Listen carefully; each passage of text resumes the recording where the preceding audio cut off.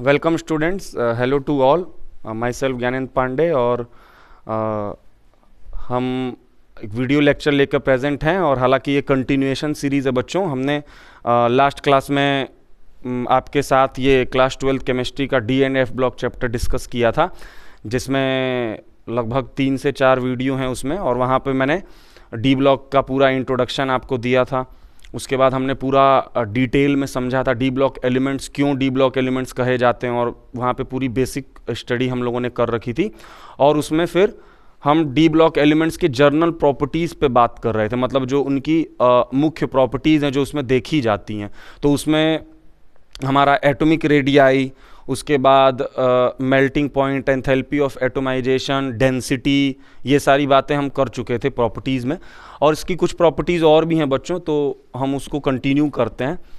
तो last class में जैसा कि मैं आपको बता चुका था कि उसमें हमने रेडियस वगैरह, हमने डी ब्लॉक एलिमेंट्स की एटॉमिक रेडियस, जिसमें हमने effective nuclear charge, screening effect, ये सारी चर्चा आपके सामने की थी। उसके बाद हमने melting point, boiling point, enthalpy of atomisation, ये सारी बात भी आपके सामने कर रखी है। अब इसमें ज़रा देखिए बच्चों, मैं एक बार आपको फिर से रिमेंबर करा देता हूँ। मेल्टिंग पॉइंट यहाँ है, तो मेल्टिंग पॉइंट की हम सीरीज़ हम 3D सीरीज़ के लिए देखेंगे। आपको ध्यान भी होगा कि ज़्यादातर हमारे लिए ऐसे, हालांकि 4 सीरीज़ थी जिसमें से हम लास्ट वाली सीरीज़ को कंसीडर नहीं करते हैं, वो रेडियो एक्टिव एलिमेंट्स की सीरीज़ है। और जिसमें से हमारे लिए महत्वपूर्ण है 3 series, that is 3D series, 4D series, 5D series. उसमें भी मुख्यतः हमारा ज़्यादा फोकस था 3D सीरीज़ पर। तो इसमें ज़रा ध्यान दीजिएगा बच्चों। मेल्टिंग पॉइंट जो था, मेल्टिंग पॉइंट का जो हम ऑर्डर देख रहे हैं, उसमें मैंने आपको बताया था, जैसे हम 3D सीरीज़ का पहले हम एलिमेंट्स लिख लिया करते थे। जैसे हम लिख रहे हैं यहाँ पे scandium, titanium, vanadium, chromium, manganese,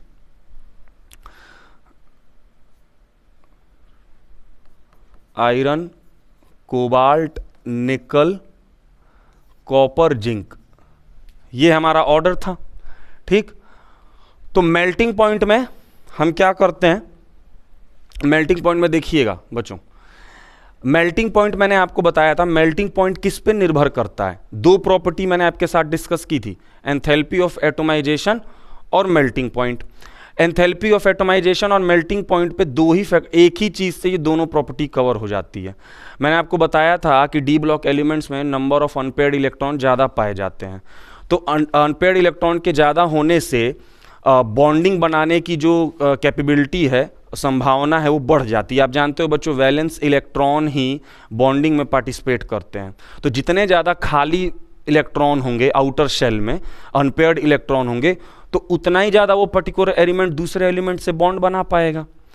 तो डी ब्लॉक के एलिमेंट्स में वैलेंस इलेक्ट्रॉन, मतलब जो अनपेयर्ड इलेक्ट्रॉन है वैलेंस शेल में, वो ज़्यादा पाए जाते हैं, जिसकी वजह से ये ज़्यादा बॉन्ड बनाते हैं। ज़्यादा बॉन्ड बनाते हैं तो ज़्यादा मजबूत है। मान लीजिए एक एलिमेंट 2 बॉन्ड बना रहा है, एक 4 बना रहा है, तो मजबूती तो 4 वाले में ही होगी ना, जो 4 बॉन्ड बना रहा है।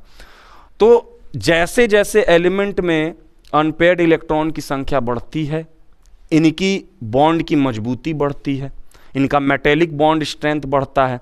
और मेटेलिक बॉन्ड स्ट्रेंथ बढ़ता है तो मेल्टिंग पॉइंट ऑफ हीट और heat of atomization, enthalpy of atomisation भी बढ़ जाता है।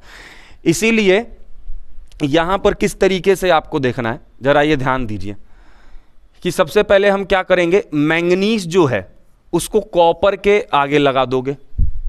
देखो मैंने याद करने का तरीका बताया था, मेल्टिंग पॉइंट M होता है और M से मैंगनीज पे पकड़ो, सीधा ट्रिक है। ठीक, ट्रिक नहीं है, ऐसे रिमेंबर भी हो जाएगा कि मेल्टिंग पॉइंट M है तो मैंगनीज M है। तो मैंगनीज को उठा के रखो सेकंड लास्ट से पहले, सबसे लास्ट नहीं, सेकंड लास्ट से पहले। तो जब सेकंड लास्ट से पहले आपने रख दिया तो क्या मिल गया, अब मैंगनीज तो यहां आ गया, तो मैंगनीज को नहीं लिखूंगा, क्रोमियम के बाद आयरन लिखूंगा, आयरन, कोबाल्ट, निकल। अब निकल के बाद ये मैंगनीज आया है तो मैंगनीज, फिर कॉपर, फिर जिंक, इतना कर दिया। अब क्रोमियम तक बढ़ाओ, क्रोमियम तक बढ़ाओ लेफ्ट टू राइट और फिर घटाओ। जानता हूं आपको कुछ अटपटा लग सकता है, लेकिन इसका रीजन मैं अभी दूंगा। क्या किया मैंने, फिर से सुनो। मैंगनीज को सेकंड लास्ट से पहले लिखा, स्कैंडियम से लेके क्रोमियम तक बढ़ा रहा हूं, क्रोमियम से लेके जिंक तक घटा रहा हूं, और उसके बाद देखो अब इसको मैं एक सीक्वेंस में लिख दूं तो सबसे कम जिंक का, देखो बढ़ भी रहा है घट भी रहा है, लेकिन एक सीक्वेंशियल ऑर्डर कैसे मिलेगा हमको, तो यहां से घटते हुए क्रोमियम तक लिख दूंगा और फिर स्कैंडियम से क्रोमियम तक लिख दूंगा। तो जिंक, कॉपर, मैंगनीज, निकल, कोबाल्ट और आयरन। देखो आयरन तक मैं पहुंच गया, और आयरन के बाद अब स्कैंडियम लिखूंगा। स्कैंडियम, टाइटेनियम, वेनेडियम और क्रोमियम। तो ये पॉइंट नोट करने वाला बात है बच्चों। क्रोमियम का देख रहे हो मेल्टिंग पॉइंट सबसे ज्यादा, क्यों? क्योंकि डी ब्लॉक में 3D सीरीज में सबसे ज्यादा अनपेयर्ड इलेक्ट्रॉन क्रोमियम में पाए जाते हैं। अपने ग्राउंड स्टेट में क्रोमियम 6 अनपेयर्ड इलेक्ट्रॉन रखता है, तो 6 जगह से लिगेंड जोड़ेगा, 6 जगह से बॉन्ड बनाएगा, तो बॉन्ड की मजबूती ज्यादा होगी, तो बाहर से ज्यादा एनर्जी देनी पड़ेगी तुमको उसको बॉन्ड को तोड़ने के लिए। इसीलिए क्रोमियम का मेल्टिंग पॉइंट ज़्यादा होता है, तो ये जल्दी से पिघलते नहीं हैं। ठीक, तो इस तरीके से मेल्टिंग पॉइंट का ऑर्डर आपको ध्यान रखना है। तो ये 5 प्रॉपर्टी हमारे लिए हो गई। मैं एक बार रिमेंबर करवा देता हूं। सबसे पहले हमने एटॉमिक रेडियस पढ़ा था, सेकंड पे आयोनाइजेशन एंथैल्पी पढ़ा था, तीसरे पे डेंसिटी पढ़ा था, चौथे पे हीट ऑफ एटोमाइजेशन, पांचवें पे मेल्टिंग पॉइंट, छठवें पे मैं ऑक्सीडेशन नंबर आपको बताना जा रहा हूं। ये आपको समझ आ गया। यहाँ पे देखो बच्चों चार्ट भी दे रखा है। चार्ट में आप देख पा रहे होंगे कि एटॉमिक नंबर और ये मेल्टिंग पॉइंट का चार्ट है। 3D सीरीज का नीचे है, उससे ऊपर फिर आपके लिए यहां पे देखेंगे रेड वाला जो है वो 3D सीरीज को दिखा रहा है, जिसमें देख रहे हो आप titanium, vanadium, chromium, manganese, iron, copper, और फिर ये इस तरीके से, और फिर उसके बाद ये जो ब्लू वाली बीच वाली लाइन है ये हमारी दिखा रही है 4D सीरीज, सबसे ऊपर वाली है 5D सीरीज। ऐसा क्यों होता है बच्चों? मेल्टिंग पॉइंट 5D सीरीज का बढ़ता क्यों है? लेंथेनाइट कॉन्ट्रैक्शन से। लेंथेनाइट कॉन्ट्रैक्शन मैंने बताया था। लेंथेनाइट कॉन्ट्रैक्शन क्या होता है? 4f14 के मतलब जो 4f के 14 इलेक्ट्रॉन होते हैं वो पुअर स्क्रीनिंग करते हैं, जिसकी वजह से लेंथेनाइट कॉन्ट्रैक्शन लगता है। और 5D सीरीज में न्यूक्लियस का आउटर मोस्ट इलेक्ट्रॉन पे पकड़ ज़्यादा रहता है, जिसकी वजह से अब मुश्किल है तुमको उसको पिघलाना, उसके बॉन्ड टाइट हो गए। तो सीरीज कॉम्प्लीमेंट्री सबसे कम 3D, 4D, 5D सीरीज, इस तरीके से आपको देखना है। ठीक बच्चों,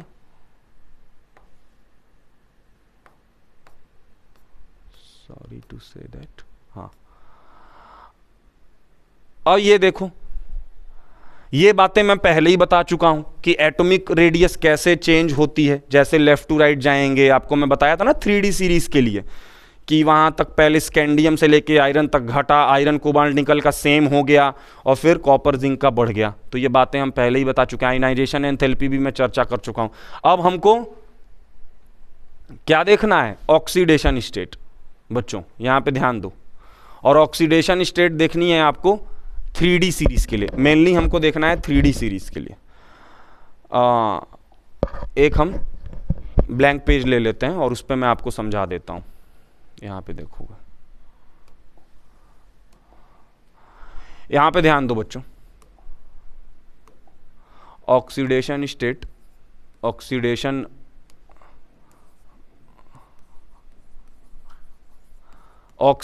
स्टेट, ऑक्सीडेशन स्टेट हम 3D सीरीज का आपको बताएंगे और एक बहुत अच्छे ट्रिक से बताएंगे, आप हंसते खेलते सीख जाओगे। यहां पे देखो 3D सीरीज नहीं, मेनली बच्चों मैं पूरा आपको लिए लिख देता हूं, हालांकि मेन 3D सीरीज पे ही फोकस रहेगा कि 3D सीरीज के एलिमेंट कैसे वेरी करते हैं। हम बाकी को इसलिए नहीं लेते हैं क्योंकि वो उतना ऐसा कुछ ज़्यादा इंपॉर्टेंट नहीं है। सॉरी ये कट करने के लिए, देखना 3D सीरीज के लिए ही है। तो ये देखो,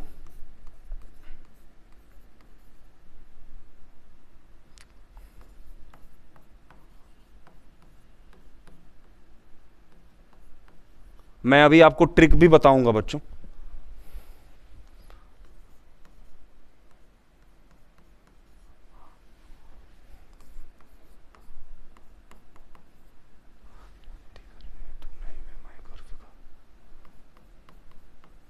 ये देखो बच्चों किस तरीके से है।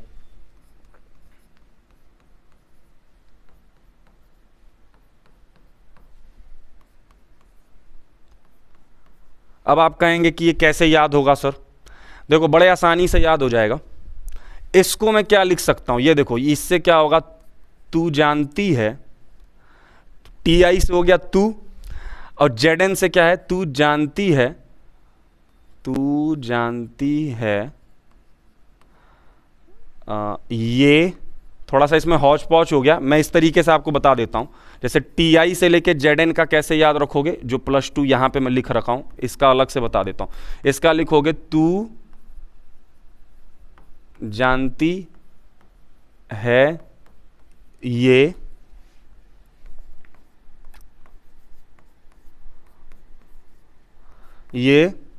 सच नहीं है, सच नहीं है। ठीक, अब ये समझाएंगे आपको किस तरीके से ध्यान रखना है। तू नहीं, तू नहीं, ठीक,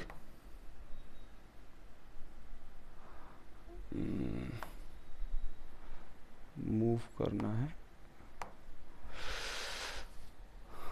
एक सेकेंड, ये तो कट आउट हो गया बच्चों, कोई नहीं, यहां पे देख लो,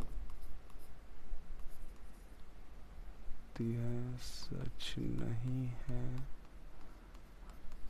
तू नहीं वे माही, कर फिकर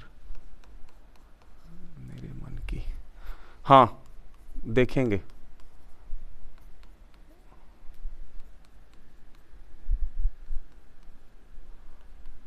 क्या बोला मैंने, इसके लिए मैंने बोला तू जानती है, तू जानती है ये सच नहीं है,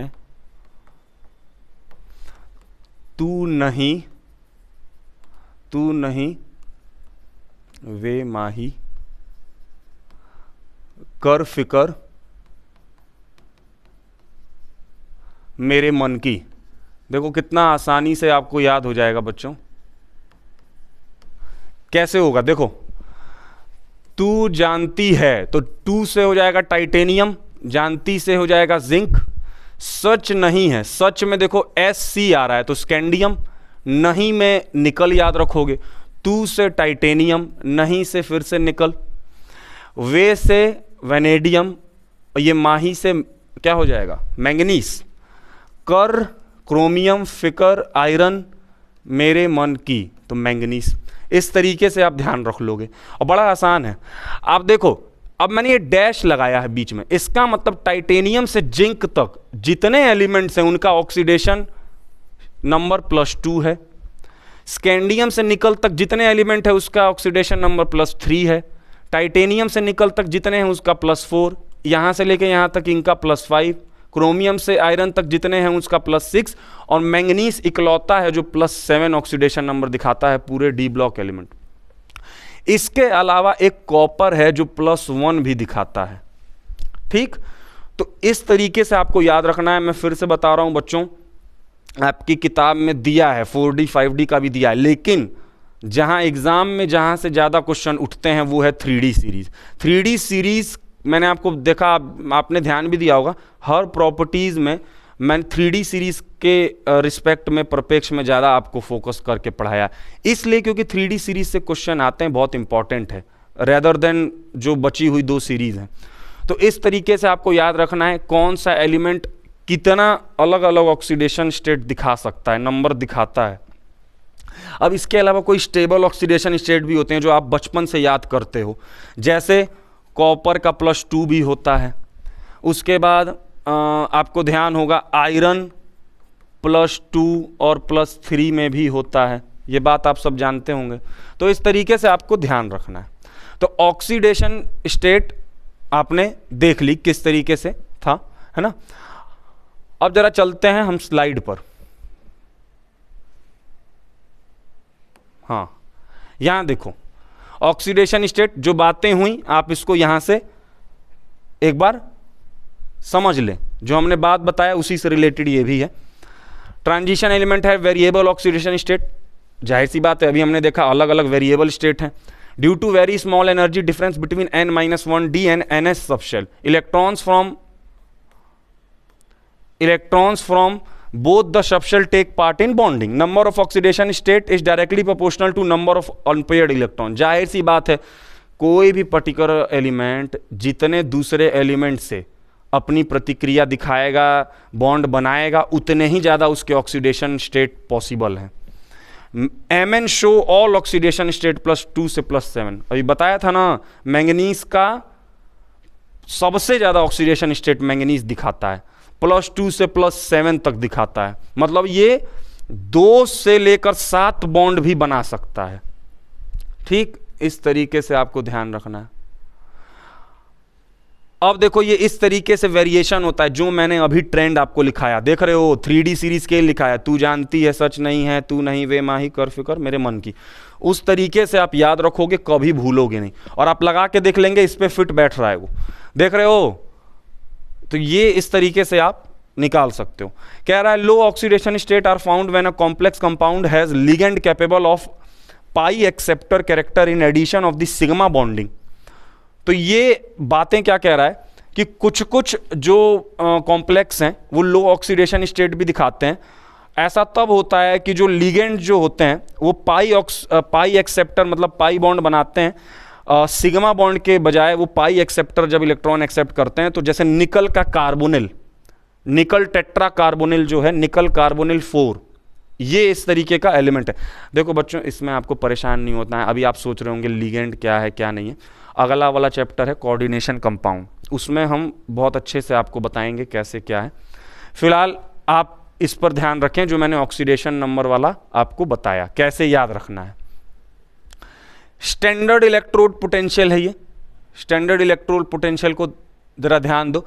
value of electrode potential depends on enthalpy of atomisation, sum of ionisation enthalpies and hydration enthalpies. तो स्टैंडर्ड इलेक्ट्रोड पोटेंशियल क्या है, इलेक्ट्रोकेमिस्ट्री में आपको बताए थे।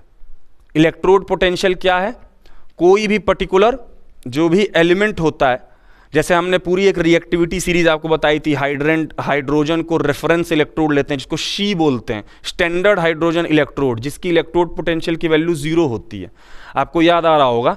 तो उसी से रिलेटेड है ये जो स्टैंडर्ड इलेक्ट्रोड पोटेंशियल। हर पर्टिकुलर जो कोई भी इलेक्ट्रोड है उसका इलेक्ट्रोलाइट के साथ पोटेंशियल डिफरेंस क्या होता है, यही इलेक्ट्रोड पोटेंशियल कहलाता है।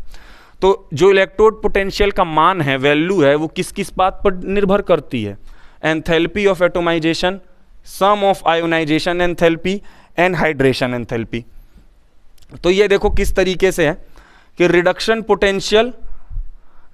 पोटेंशियल जैसे बढ़ेगा तो रिडक्शन ईजी होगा और ऑक्सीडाइजिंग नेचर बढ़ जाएगा। ऐसे देखो, हमने आपको बताया था रिडक्शन पोटेंशियल क्या होता है, अगर मतलब हम बताया था ना आपको, इलेक्ट्रोकेमिस्ट्री में आपने जरूर पढ़ा भी होगा कि जो हम किसी भी पर्टिकुलर इलेक्ट्रोड पोटेंशियल का जो वैल्यू लेते हैं, हम ये मानते हैं बाय डिफॉल्ट, IUPAC ने हमको बताया कि वो स्टैंडर्ड रिडक्शन पोटेंशियल है। तो स्टैंडर्ड रिडक्शन पोटेंशियल का मतलब क्या है कि वो पर्टिकुलर एलिमेंट रिड्यूस होना चाहता है। तो अगर वो रिड्यूस होना चाहता है तो ऑक्सीडाइज नहीं होगा। इस तरीके से आप पुरानी बातें ध्यान करिए, इलेक्ट्रोकेमिस्ट्री के कॉन्सेप्ट से आपको ये समझ आएगा। रिडक्शन पोटेंशियल बढ़ेगा तो रिडक्शन ईजी होगा, और अगर रिडक्शन ईजी है मतलब अगर वो रिड्यूस होना चाहता है, वो खुद रिड्यूस होगा तो दूसरे को क्या करेगा, ऑक्सीडाइज करेगा। जानते हो ना ये सारी बातें, 11th क्लास से बेसिक बातें हैं। तो देख रहे हो, रिडक्शन पोटेंशियल ज़्यादा होगा तो रिडक्शन ईजी होगा और उसमें अच्छा ऑक्सीडाइजिंग नेचर होगा। रिडक्शन पोटेंशियल कम होगा तो ऑक्सीडेशन अच्छे से होगा और रिड्यूसिंग नेचर बढ़ जाएगा।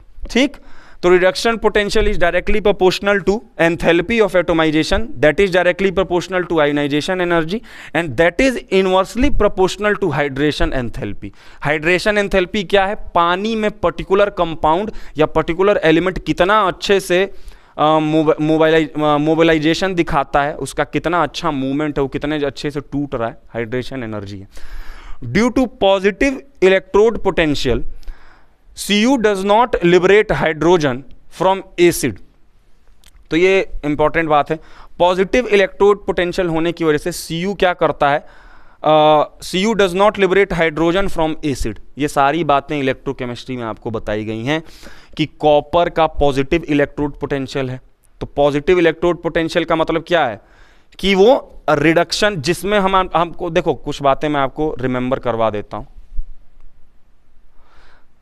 जो ऊपर होते हैं वो नीचे वाले को रिड्यूस कर सकते हैं। जैसे ऊपर से जो सीरीज थी आप जानते होगे, बीच में हाइड्रोजन आ जाता था जिसका 0 होता था, ऊपर कुछ एलिमेंट्स रहते थे, नीचे कुछ एलिमेंट्स रहते थे, ठीक।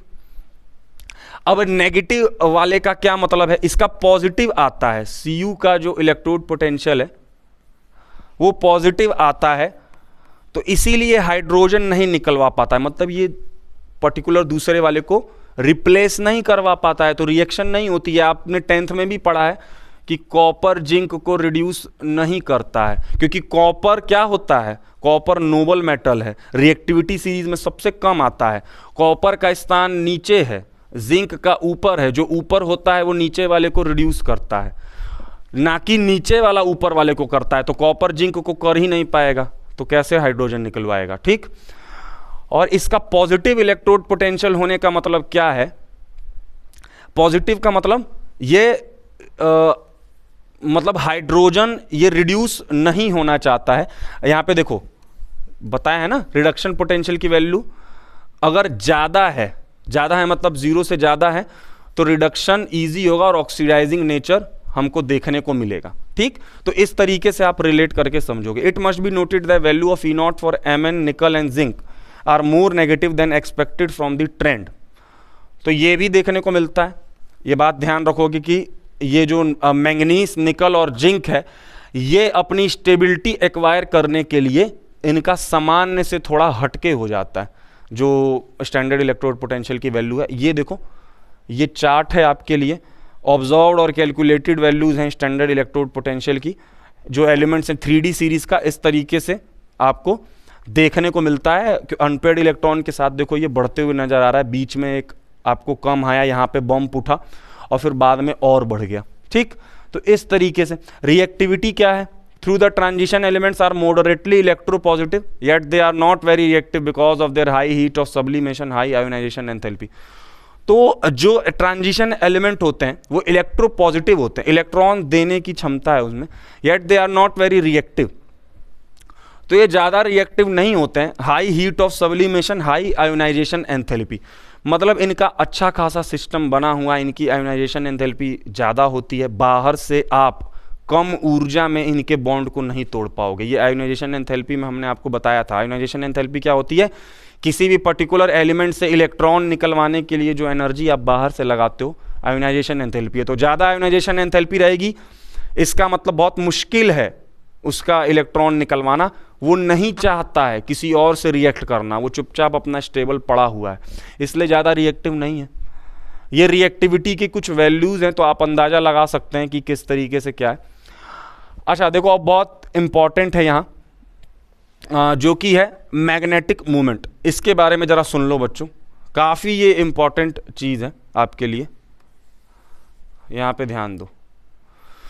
हाँ, जो मैग्नेटिक नेचर है, डी ब्लॉक जो एलिमेंट्स हैं वो मैग्नेटिक नेचर दिखाते हैं, ठीक।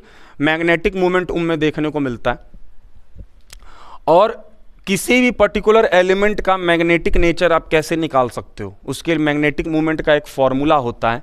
मैग्नेटिक मूवमेंट का क्या फॉर्मूला है, √n+2 बोर मैग्नेटॉन इसकी यूनिट होती है, ठीक है। Where n is the number of unpaired electrons, जो n होता है वो अनपेयर्ड इलेक्ट्रॉन होता है, ठीक है। इस तरीके से आपको समझना है। अब दो बातें यहां आती हैं। अगर मैग्नेटिक मूवमेंट 0 आया तो हम कहेंगे वो सब्सटेंस डायामैग्नेटिक है। मैग्नेटिक मूवमेंट अगर 0 नहीं आया तो कहेंगे पैरामैग्नेटिक है। पैरामैग्नेटिक ऐसी वस्तुएं होती हैं जो मैग्नेटिक फील्ड में वीकली अट्रैक्ट हो। देखो यहाँ पे जो पैरामैग्नेटिक सब्सटेंस होते हैं वो मैग्नेटिक फील्ड में वीकली अट्रैक्ट होते हैं, और जो डायामैग्नेटिक होते हैं वो वीकली रिपेल होते हैं। यहाँ पे देखिए Transition metal and compounds are paramagnetic due to the presence of unpaired electron in their d subshell. Substances which do not contain unpaired electron and repel by magnetic field are diamagnetic. तो ऐसे ध्यान रखो बच्चों, diamagnetic उन वस्तुओं को बोला जाता है, उन पर्टिकुलर एलिमेंट्स को डायमैग्नेटिक कहा जा सकता है जो कहीं आप मैग्नेटिक फील्ड बनाएंगे तो उसमें वीकली वो रिपेल होते हैं, मतलब थोड़ा सा वो रिपल्शन दिखाएंगे, दूर भागते हुए नज़र आते हैं, वो कुछ उनका रिपल्शन दिखने को मिलता है। पैरामैग्नेटिक ऐसे सब्सटेंस हैं जो वीकली थोड़ा सा उनका आकर्षण दिखता है, वीकली अट्रैक्ट नज़र आते हैं। स्ट्रांगली अट्रैक्ट होंगे तो फेरोमैग्नेटिक कहते हैं, ठीक है, इस तरीके से। और ये फॉर्मूला है √n+2। एक क्वेश्चन भी मैं यहीं करवा दे रहा हूँ आपके लिए, ठीक है, मतलब आपको समझ आएगा। जैसे मान लो आपके लिए क्वेश्चन आ गया क्रोमियम +3, यहीं क्वेश्चन भी समझ लो, क्लियर हो जाएगा। तो एक बात बताओ, क्रोमियम का ग्राउंड स्टेट में इलेक्ट्रॉनिक कॉन्फ़िगरेशन क्या है? आर्गन 4s1 है ये, क्योंकि आप जानते हो क्रोमियम अपवाद है, एक्सेप्शन है। 4s1 3d5 ये है क्रोमियम का। अब +3, इसका मतलब 3 इलेक्ट्रॉन की कमी है, एक उड़ा दो बाहर से, 2 उड़ा दो इसमें से, तो क्या आएगा देख लीजिएगा, ये क्या बनेगा, ये बन जाएगा 3d3। अरे s से तो 1 चला गया, d से भी 2 चला गया, 3d3 बचा, तो d का बना दो ऐसे 1 2 3 4, 1 2 3 4 5, 3 भर दो, 3 है ना, है यहाँ 3 है, 3 भर दिए। एक बात बताइए, फॉर्मूला लगा दीजिए मैग्नेटिक मोमेंट वाला, √n+2। n होता है number of unpaired electron, n है यहाँ 3 क्योंकि 3 अनपेयर्ड इलेक्ट्रॉन है, 3 + 2 5 3 15, √15। तो क्या बताइए, √15 जीरो है, जीरो के बराबर नहीं आया, तो ये क्या होगा, ये पैरामैग्नेटिक होगा।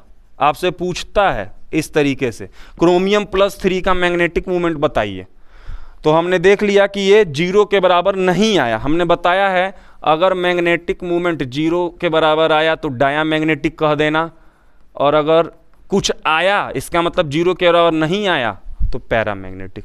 तो ये पैरामैग्नेटिक सब्सटेंस, इस तरीके से आपको ध्यान रखना है।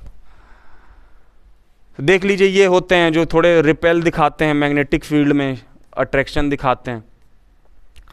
अब जर्नल प्रॉपर्टीज आपको देखनी है, हालांकि प्रॉपर्टीज के ही परिप्रेक्ष्य में चल रहा है और इसको हम अभी समझेंगे बच्चों। फिलहाल के लिए इस वीडियो में इतना ही बच्चों, और हम नेक्स्ट वीडियो में हम इसको डिस्कस कंटिन्यू करते हैं।